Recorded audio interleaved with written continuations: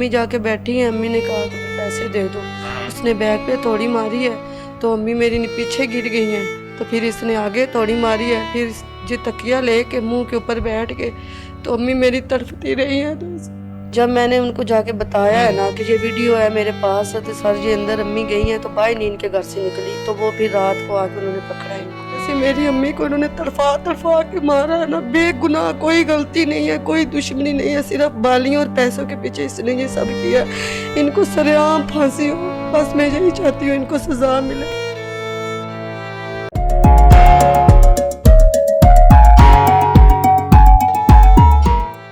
बिस्मिल्लाहिर्रहमानिर्रहीम। अस्सलाम वालेकुम। मोहम्मद मुज़म्मिल अवान इस खुसूसी सेगमेंट के साथ आपकी खिदमत में हाजिर हूँ। इस वक्त मैं मांगा मंडी में मौजूद हूँ और यहाँ पर जिस घर में मौजूद हूँ, यहाँ पर एक कत्ल की बड़ी लर्जा खेज वारदात डाली गई।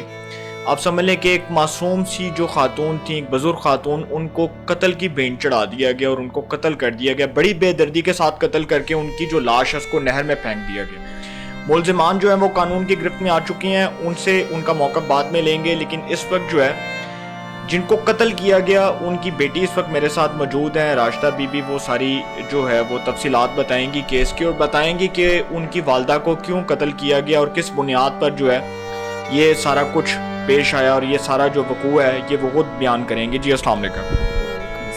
जी सबसे पहले तो बड़ा अफसोस हुआ, आपकी वालदा को बड़ी बेदर्दी के साथ मुलजमान ने, सफाक दरिंदा सिर्फ मुलजमान ने कत्ल किया। इसकी जितनी मजम्मत की जाए काम है, सारा वाकया हमारे देखने वाले जितने भी व्यूअर्स हैं उनको बताएं। जी अम्मी गई हैं इधर से, घर से 5:15 बजे गई हैं, हांडी ऊपर रख के मोबाइल अंदर रख के तो गई हैं इनके घर पैसे लेने के लिए। इन्होंने अम्मी के ना पैसे देने थे, तो अम्मी ने मतलब कि वो बालियाँ पहनी हुई थी, 4 बालियाँ पहनी हुई थी सोने की ना। अच्छा जी, तो फिर वो अम्मी इनके घर गई हैं, तो जाते ही उसने ना औरत ने थोड़े के साथ अम्मी को मार दिया। थोड़ी उसने कहाँ पर मारी? सर के बैग पे मारी उन्होंने? बैग पे मारी। अम्मी जाके बैठी हैं, अम्मी ने कहा कि पैसे दे दो।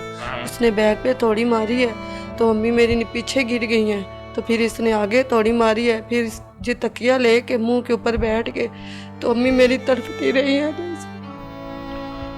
ये भी बड़ा अफसोसनाक वाकया। अच्छा ये बताइएगा कि ये जब आपकी वालदा के साथ ये वाकया पेश आया तो उस वक्त आपको कब इसकी तफसीलात मिली, कब आपको पता चला? और आप ये भी बताएं कि कितने दिन आपकी वालदा की लाश को नहर में फेंका गया, ये भी ज़रा हमारे देखने वाले व्यूअर्स को बताएं।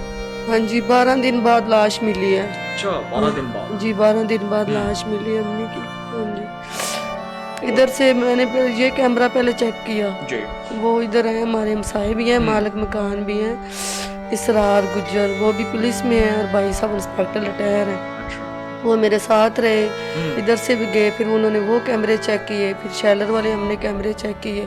फिर हमें पता चला कि अम्मी इधर से 5:30 बजे इनके घर इंटर हुई हैं, तो बाई नहीं निकली। हमने रात 12 बजे तक वीडियो देखी, लेकिन अम्मी बाई नहीं आई।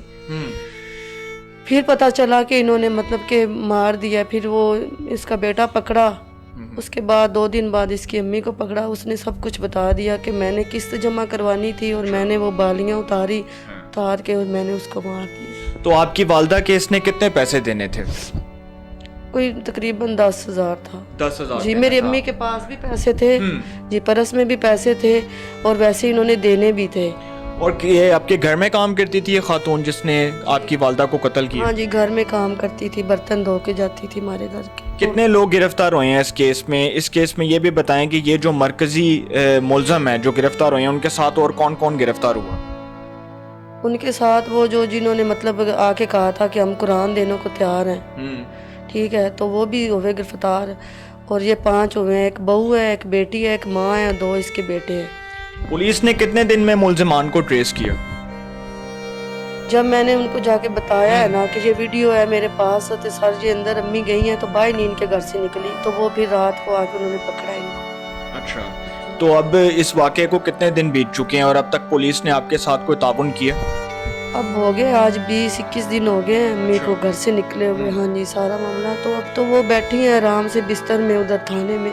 तो मेरी अम्मी को इन्होंने इतनी सर्दी में पानी में फेंका और आप खुद बिस्तर में बैठी। जी बड़ा अफसोसनाक वाक़या। और ये इस वक्त जो इनकी बेटी हैं वो इस जिस कर्म के अंदर है, जिस दुख के अंदर है, वो मैं बयान नहीं कर सकता आपके साथ। आपकी वालदा की जब लाश को नहर में फेंका गया تو اس کے بعد کس نے آپ کو اس بارے میں تفصیلات دیں, کس نے آپ کو آگاہ کیا اس حوالے سے؟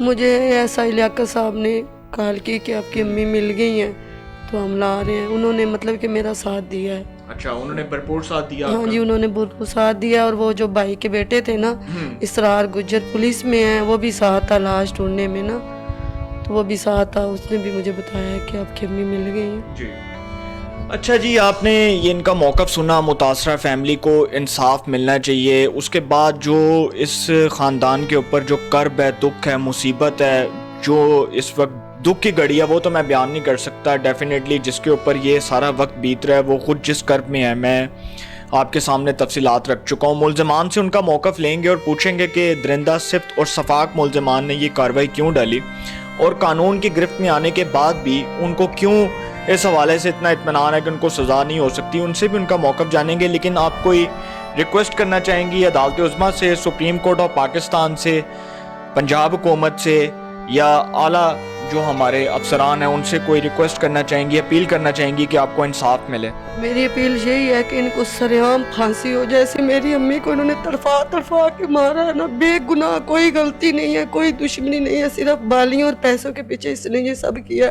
ان کو سرعام پھانسی ہو, بس میں یہی چاہتی ہوں ان کو سزا ملے. جی, آپ نے ان کی دکھ بری داستان سنی, اور اس وقت جس کرب میں, جس مصیبت میں اور جس دکھ میں یہ ہیں, میں وہ بیان نہیں کر سکتا. وہ اپنے الفاظ میں بیان کر رہی ہیں, اور ان کی آنکھوں میں اس وقت جو آنسو ہیں, یقینی طور پر یہ جو لا اینڈ آرڈر کی سچویشن ہے, اگر یہ اس ملک میں ٹھیک ہو جائے, اگر ملزمان کو قانون کے مطابق سزا ملنی شروع ہو جائے, درندہ صفت صفاق ملزمان عبرتناک انجام تک پہنچ جائیں, تو اس ملک میں کرائم بہت کم ہو جائے گا.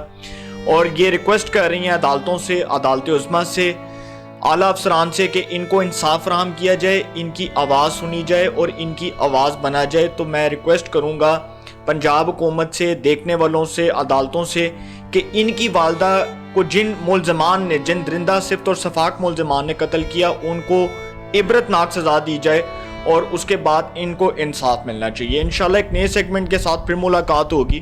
اپنا بہت خیال رکھیے گا. اللہ نگہبان.